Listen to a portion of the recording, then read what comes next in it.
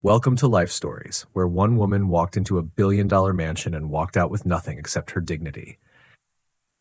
Have you ever been humiliated so deeply that the room went silent, but no one stood up for you? That moment, that silence, can define your whole future. Tonight's story isn't about revenge. It's about power, the kind that doesn't come from wealth, but from self-respect. It's about the quiet strength of saying no, even when the whole world is telling you to say yes.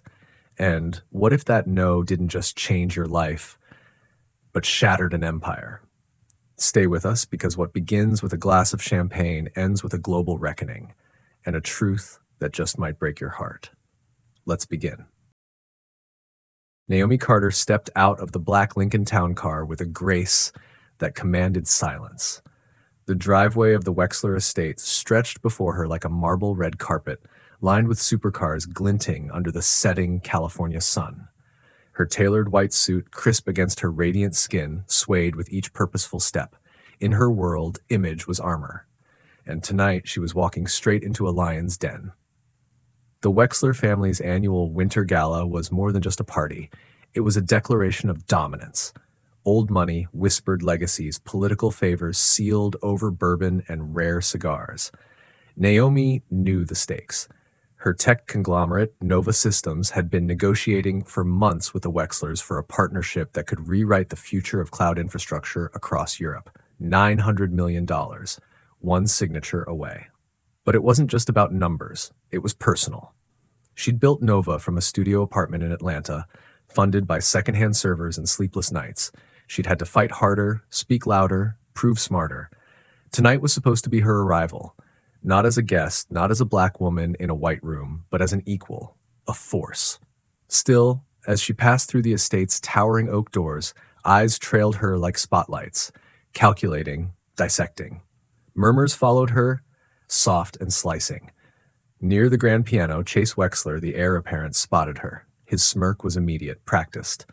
Champagne in hand, he lifted his voice just enough for it to carry. "Did someone bring the staff out early tonight?"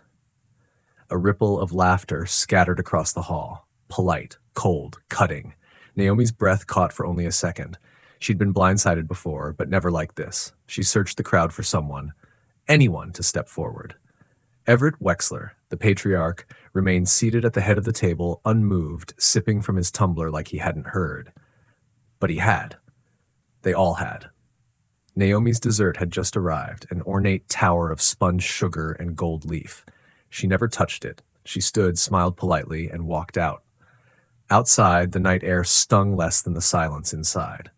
Her driver opened the door, but she paused. Above the hills, the city glimmered in the distance, unaware that a $900 million deal had just imploded on the cold marble floor of a Bel Air mansion. But Naomi knew something they didn't. Walking away wasn't weakness. It was war. By midnight, the fallout had begun. Her board called her cell relentlessly.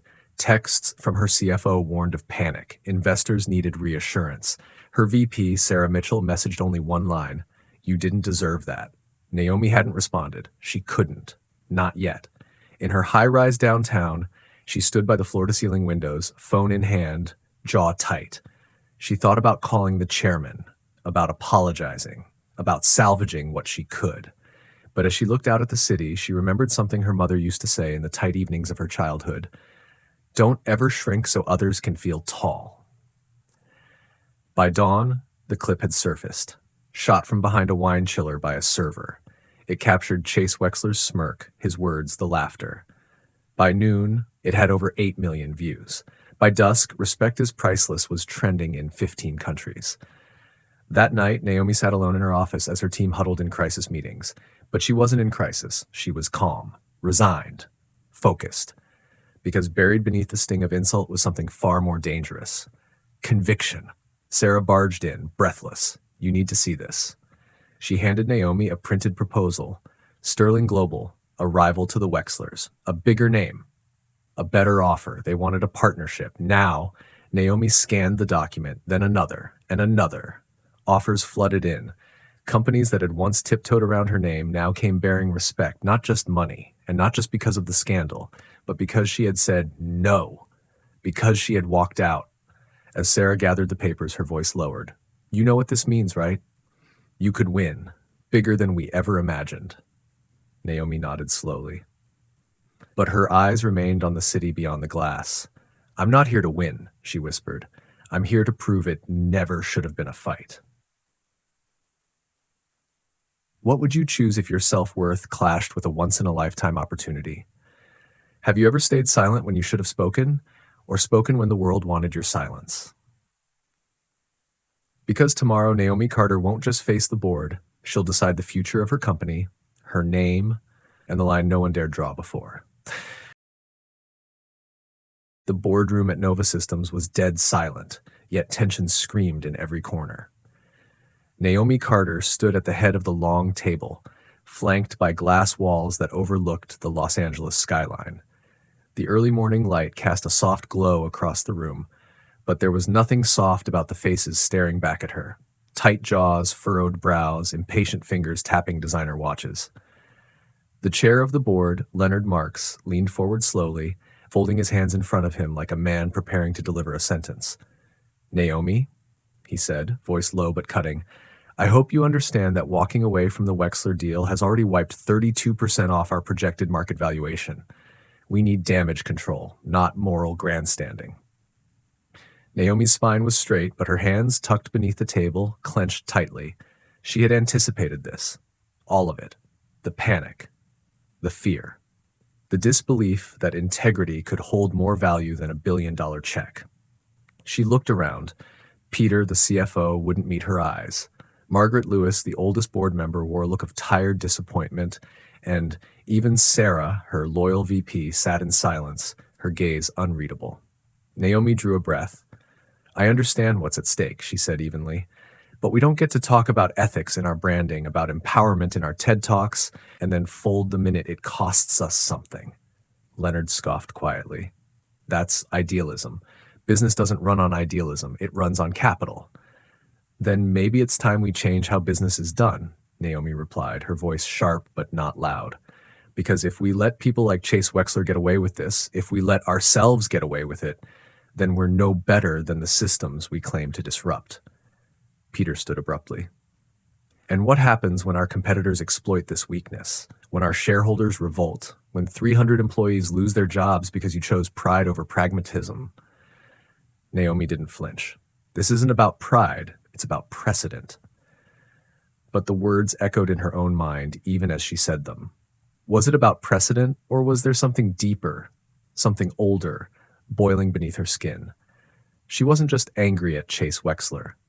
She was angry at the professor who once told her she was too polished to be taken seriously, at the investor who asked if she was the assistant, at every time she had smiled through condescension just to get through the door.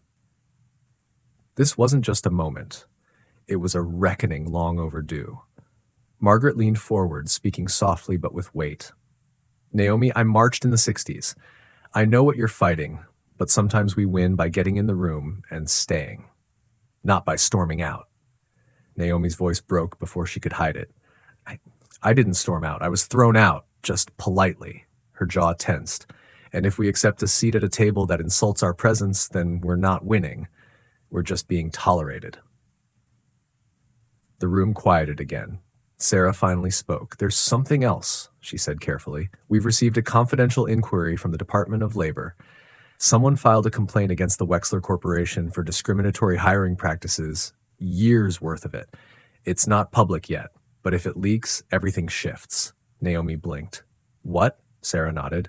It came in last night, an anonymous tip, detailed, names, dates, emails. The silence thickened. This wasn't just a moral scandal anymore, it was potentially criminal. And Naomi's decision to walk out, it might have just exposed the rot beneath the polish.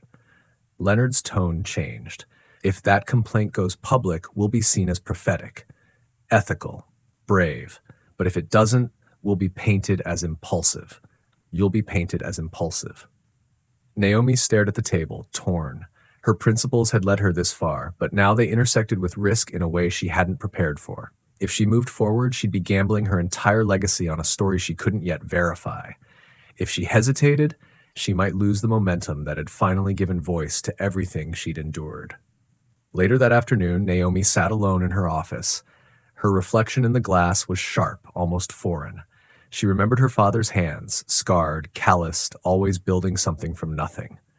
"Don't ever let them cheapen you," he used to say. But now the world was watching, waiting for her next move, not with hope, but with expectation. She could feel it, the fine line between being a symbol and being sacrificed. Her phone buzzed, a new message from a blocked number. Just one sentence: "There's more you don't know about the Wexlers. Meet me tonight." Attached was a photo, grainy, zoomed in, of Chase Wexler speaking with a man Naomi recognized immediately, her former college mentor. A man who'd ghosted her the moment she got her first funding round. She froze. Her mind reeled. What was her mentor doing with the Wexlers? Why now? Why this photo? The truth was no longer just about justice. It was about betrayal, power, and secrets buried deep beneath polished floors and PR statements. Would you risk everything you've built to expose a truth that could change everything, or destroy it all? Because as Naomi Carter reached for her coat that night, she wasn't just walking into a meeting, she was walking straight into the past and the storm it had been waiting to unleash. The restaurant was quiet, hidden on a dim side street in Westwood, the kind of place where the powerful came to whisper and the broken came to disappear. Naomi Carter sat at a corner booth beneath a flickering wall sconce, her coat draped beside her, the tension in her shoulders wound tight like piano wire. She didn't know what she expected. A leak, a warning, a threat. But not him. Professor Raymond Sloan entered with the same effortless confidence he'd worn the first time she met him at Stanford, a man who had once seen her brilliance and then, just as easily, left her in the dust when the stakes got high. His eyes flickered as he approached. Maybe with regret, maybe just calculation. "Naomi," he said, sliding into the booth. "It's been a while." She didn't smile. "You have 60 seconds before I walk out." He sighed, rubbing his temples.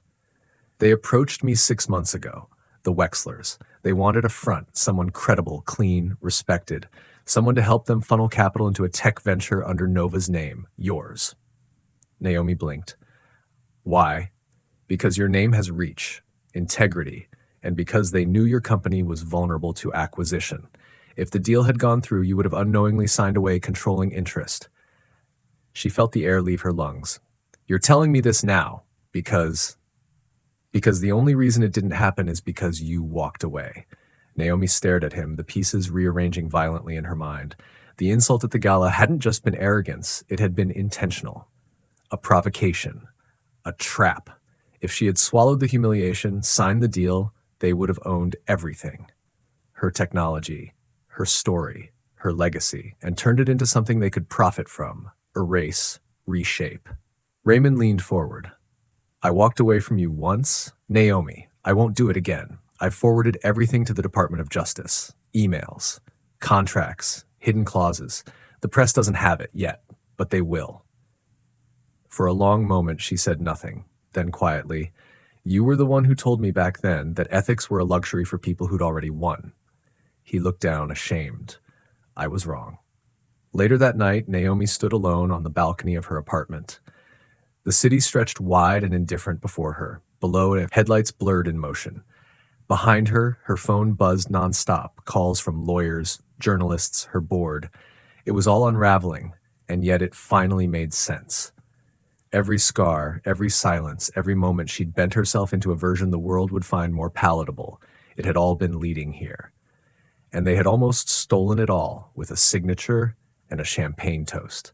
The next morning, she stepped onto a press conference stage, not with fear, but with clarity. Her white suit was sharp, her expression was fire and steel. Reporters surged forward the moment she arrived, the room packed wall to wall. But Naomi raised a hand and silence fell like snow. "I came here today not as a CEO, not as a figure in a headline, but as a woman who was nearly erased in plain sight. Not by an enemy, but by a system dressed in elegance, smiling at me across a dinner table." She laid it bare, how the Wexlers orchestrated the deal, but how they attempted to quietly absorb her company under the guise of partnership. She named names. She showed proof.